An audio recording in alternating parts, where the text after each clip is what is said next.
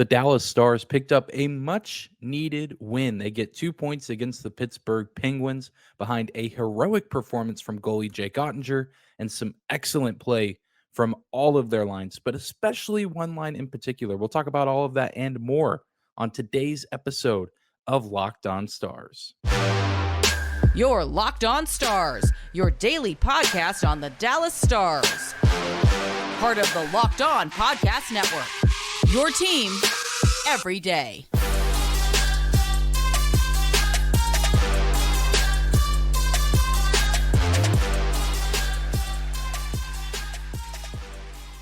Bing bong. Howdy, Stars fans. Welcome back to the Locked On Stars podcast, the only daily podcast covering the Dallas Stars, part of the Locked On Podcast Network, your team every day. I'm your host, Dane Lewis, your local expert on all things Dallas Stars hockey, coming to you on this Friday, March 24th. And whether this is your first time here or you are a recurring listener of the show, thank you for stopping by and making the Locked On Stars podcast your first listen of the day. If you're new to the show and you're watching on YouTube for the first time, be sure to hit that subscribe button. You can also follow us on your favorite podcasting platform of choice. And we got a good episode on tap today to send you on your way for the weekend. The Dallas Stars pick up a huge win at home against the Pittsburgh Penguins on Thursday night. They get the win in regulation, picking up 2 points. They had been temporarily leapfrogged by the Minnesota Wild after they beat the Philadelphia Flyers earlier in the evening. The Flyers actually won that game in a shootout, but the Wild did pick up a point, surpassing the Stars for just a few hours by 1 point. But the Stars, getting the regulation win, have now taken the first place spot in the Central Division back from the Minnesota Wild. And a huge part of that has to do with the performance from the Stars goalie, Jake Oettinger. And it's no secret that Jake has not necessarily been his best self as of late. In the past month or so, since March 1st, he has an .887 save percentage, a 3.53 goals against average, yet he still has a 6-2-1 record, which I know a lot of people don't necessarily like to count wins as goalie stats, but I still think that there is something to be said there, that the Stars were still finding ways to win more games than they lost, despite Jake Oettinger not necessarily being his typical Jake Oettinger self. And I think you also have to factor in that Jake Oettinger is being used a lot down the stretch, and probably a lot more than he should be at this juncture in the season. But this is kind of the hand that the Stars have been dealt at the moment, with Scott Wedgwood still injured, not really seeing a return from him anytime soon. We've had multiple AHL goalies get called up to the NHL. And while you think that they could go in and maybe win a game, we saw Matt Murray pick up a win in his NHL debut in Chicago. You don't want to have to be starting guys like that against better teams in the league, like the Pittsburgh Penguins. And so it's put Pete DeBoer and the Stars and Jake Oettinger in a really tough spot, where Jake is having to play it seemingly every single night and not really ever able to take some time off and get some much needed rest. And it's unfortunate, because I think that is affecting his play. It's affecting his numbers. And Jake has always been hard on himself. He holds himself to a very high standard. And especially after some of the past few games, he'd been especially difficult on himself. But he bounced back in a huge way on Thursday night at the American Airlines Center, saving 40 of 42 shots, and of course made several clutch saves along the way. According to Natural Stat Trick, Jake Oettinger saved 10 of 11 high danger scoring chances. So he was making big plays right there along the crease in the low slot, when it seemed like the Penguins could have very easily scored 4 or 5 goals in this game. Jake Oettinger kept the Stars in it and gave them the defense and the defensive insurance, if you will, that they needed before they were finally able to get that small offensive outburst in the third period from Joe Pavelski and Jamie Benn to eventually push them over the finish line and help them get the win. But I think this is just another lesson for us, because people are always going to question an NHL goalie when their numbers take a dip, especially a guy like Jake Oettinger, who is normally nothing short of fantastic. But when push comes to shove with Jake Oettinger, he's still really the engine that is making this thing run. And that thing is the Dallas Stars this season, night in and night out. Even when his numbers are not the best, he's still finding ways to make those clutch, meaningful saves at the most important moments in each and every game. And we saw him do that Thursday night. And we've been seeing him do that all season long. And so even if you're saying, well, he's giving up 4 or 5 goals a night, that's going to happen every now and then. Even the best goalies in the league, which I think Jake Oettinger is one of those, he's going to have stretches like that. And I think it makes it even weirder to watch because, again, we are so accustomed to seeing him be so dominant over long periods of time. And again, he holds himself to an incredibly high standard, but he willed himself and willed his team to a win on Thursday. You, of course, do have to give credit to the offense as well. The Stars' biggest names on offense coming up huge: Rope Hintz, Joe Pavelski, and of course, Jamie Benn getting goals for their team to help give Jake Oettinger some offensive support. But I really think that Jake Oettinger has to be the quote unquote MVP of this game. Again, 40 saves, nothing to scoff at against a Penguins team that is very much fighting for their spot in the playoff race in the Eastern Conference with teams like the Florida Panthers, Ottawa Senators, and even the Washington Capitals. And so, I mean, the Penguins actually played really hard. They played really well, despite it being night 2 of a back-to-back for that team. And the Stars were thankfully up to task, despite the efforts of the Penguins and despite the look of one of the worst bobbleheads I've ever seen. I'm sure many of you have seen by now the picture of the Rope Hintz bobblehead that was given away.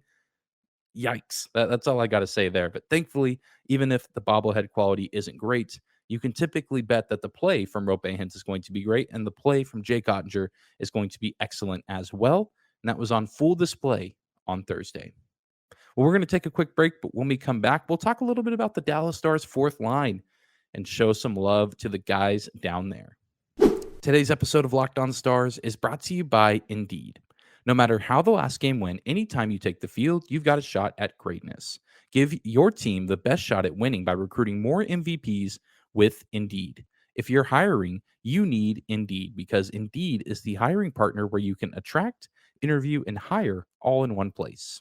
And Indeed is the only job site where you're guaranteed to find quality applications that meet your must-have requirements or else you don't pay. With Instant Match, as soon as you sponsor a post, you get a short list of quality candidates with resumes on Indeed that match your job description. And you can invite them to apply right away. Plus, you only pay for quality applications that meet your must-have requirements. Start hiring right now with a $75 sponsored job credit to upgrade your job post at Indeed.com/lockedon.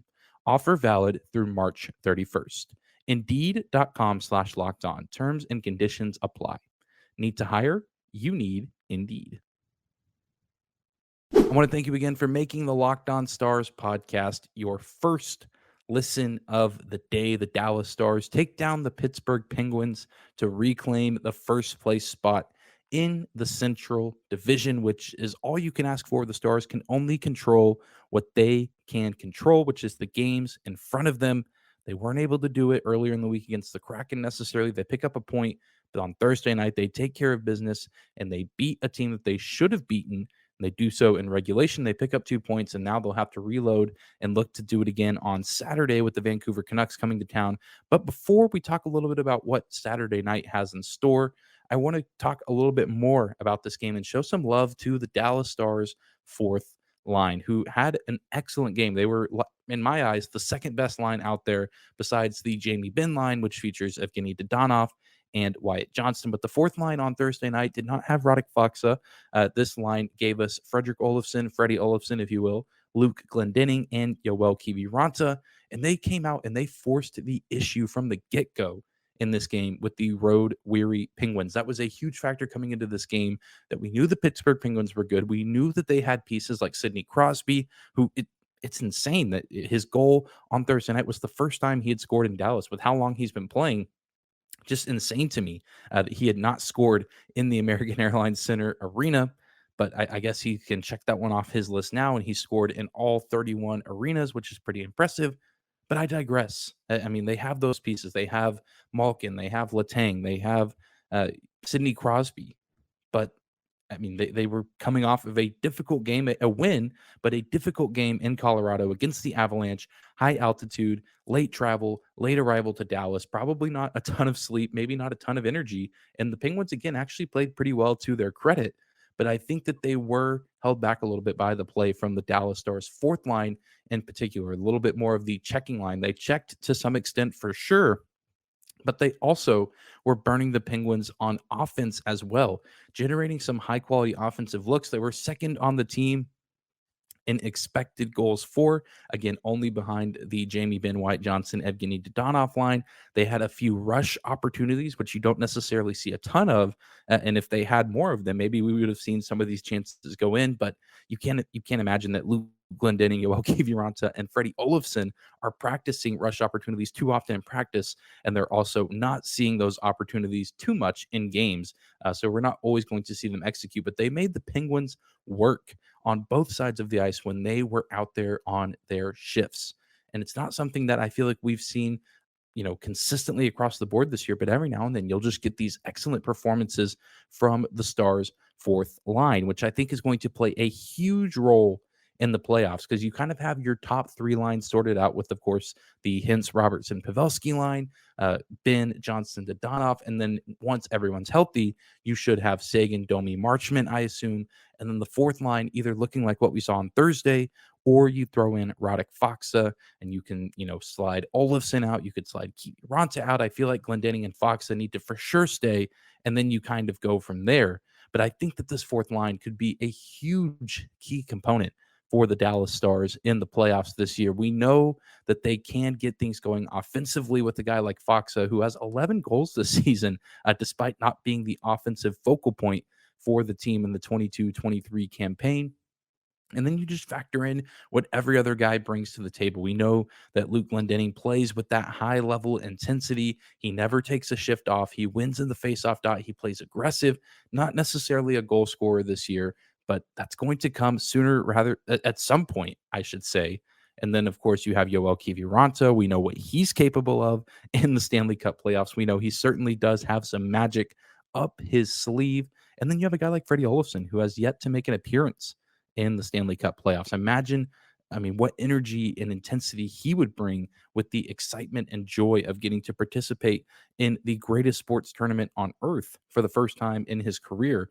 He's brought a breath of fresh air for this team throughout the majority of the second half of the season. He's lit a spark for this team at times. And so I would really enjoy getting to see him play in the playoffs. I'm not really sure how much of him we'll see, but you just look at the guys down there and they bring so much energy. They bring so much effort. And I'm not saying the other lines don't bring that because they certainly do, but you kind of get used to seeing what those other guys can do because there's so many goal scoring threats. There's so many offensive opportunities. And again, the guys on this line, while they can score on occasion, it's not necessarily what they're known for. It's kind of like the cherry on top of the sundae. And the sundae for the fourth line is checking hard, back checking, forward checking, making sure that it's difficult for the other team to get things going. And I think the fourth line overall did a pretty good job with that during Thursday night's game against the Penguins. And of course, huge credit to Jake Oettinger, but also a nice shout out for the Dallas Stars fourth line, who had one of the better games of the season. We're going to take one more quick break, but when we come back, we'll look ahead to Saturday night's game against the Vancouver Canucks and talk about Jason Robertson because he has a chance to break a Dallas Stars record that's been set for 29 years. Today's episode of Locked On Stars is brought to you by our friends at FanDuel. The NCAA tournament is heating up, and now is the perfect time to download FanDuel, America's #1 sportsbook, because new customers can get a no-sweat first bet up to $1,000. That's bonus bets back if your first bet doesn't win. Just download the FanDuel Sportsbook app. It's safe, secure, and super easy to use. Then you can bet on everything from the money line to point scorers and threes drained. Plus, FanDuel even lets you combine your bets for a chance at a bigger payout with a same-game parlay. So don't miss the chance to get your no-sweat first bet up to $1,000 in bonus bets when you go to FanDuel.com/lockedon. That's FanDuel.com/lockedon to learn more. Make every moment more with FanDuel, an official sports betting partner of the NBA. All right, everybody, we're closing out this Friday episode of the Locked On Stars podcast. Looking ahead to this weekend, the Dallas Stars will welcome the Vancouver Canucks for the second time this season. This will be the third and final meeting between these two teams. The Dallas Stars have yet to beat this team this season. They lost to them in overtime the first time these teams got together in Dallas. and then they lost in regulation against the Canucks in Vancouver a little over a week ago, I guess, at this point in the season. And of course, it's an important game. I feel like it's goes without saying throughout the rest of the season. What 10 games left on the schedule? Every game important. You must get 2 points. Do everything you can to put yourself in a great position to win the Central Division. But what makes Saturday night so special, outside of a great opportunity to pick up a win against a team you haven't beaten in a while, is the chance for Jason Robertson to make Dallas Stars history and potentially break a record that has stood for 29 years. Jason Robertson currently sits with 91 points after a 2-assist night yesterday against the Pittsburgh Penguins. He only needs 2 more points to tie Mike Modano's record for the most points scored in a single season for a Dallas Stars player. Again, this record has stood for 29 years, and I feel like there just kind of come a point where we thought we might never see another Stars player reach that threshold. But here we are, year 3 of Jason Robertson, and he is knocking on the doorstep with 10 games remaining in the schedule to not only tie the record, but potentially shatter it, potentially set a new franchise record for the most points recorded in a single season by a Dallas Stars player. And it's incredible now because this game Saturday presents the opportunity for Jason Robertson to do it at home in front of the Stars faithful. Countless fans will be in that arena who have watched this team from the very first day that they played in Dallas when they moved here back in the mid 90s. People that have watched Mike Modano and watched him set that record and say, this is the best it's ever going to get. This is a record that will probably stand for this franchise forever. It certainly felt like that was the case. We had seen some great seasons from Jamie Benn. We've seen some good ones from Tyler Seguin. But Jason Robertson in year 3 again is on the doorstep, on the threshold of doing something that hasn't been done in nearly 3 decades. And how cool would it be for him to not only tie that record, but potentially break it with a 3-point performance in front of a likely sold out American Airlines Center on Saturday night? It'd be incredible. It would be awesome. It would be insane to witness something like that. And you know that going into the game, Jason Robertson would say, and I'm sure he'll probably even be asked about it at morning skate, about the idea of potentially breaking Mike Modano's record. And he'll likely just shove it off and say, it doesn't matter as long as the team gets the win, as long as I'm helping the team get wins. That's all that matters. But I mean, you just know somewhere in his mind that there is a small bit of him that is excited by it. And again, I don't think he needs the extra motivation. We know Jason Robertson is an excellent competitor for this team, but you just have to know that it's got to be exciting for him. And I'm sure exciting for you as well, Stars fans, some of you especially, like I said, that got the privilege to watch Mike Modano while he was here in Dallas, and now getting the chance to watch Jason Robertson, one of the next great American-born players in our league. Truly remarkable, truly incredible. And I'm hoping it's easier said than done. A 3-point performance, that those don't just grow on trees. I mean, it's not easy to go out and get a 3-point game, but we've seen Jason Robertson do it this season. We've seen him do it seemingly countless times throughout his career. And also his next goal would be his 100th career NHL goal, which is pretty cool. So maybe a goal and a couple assists, or maybe vice versa, maybe a hat trick. A hat trick might be the most epic way to pull this off if he's able to do it. But this just seems like a great time, because then the Stars will head out on the road for a few games away from the AAC. And I mean, as long as he breaks the record, it's cool. I just feel like it's only right if he gets to do it in Dallas, in his home building, in front of his hometown fans. But thank you guys for tuning into today's episode of Locked On Stars. That's going to do it for us today and for this week. We'll be back here on Monday looking and reviewing the Vancouver Canucks game against the Stars, and maybe potentially talking about Robertson being the new record holder for the most points recorded in a single season. How great would that be? Thank you guys again for tuning in, though. Subscribe to the show on YouTube. Follow us on your favorite podcasting platform. Enjoy your weekend, and we'll see you back here on Monday.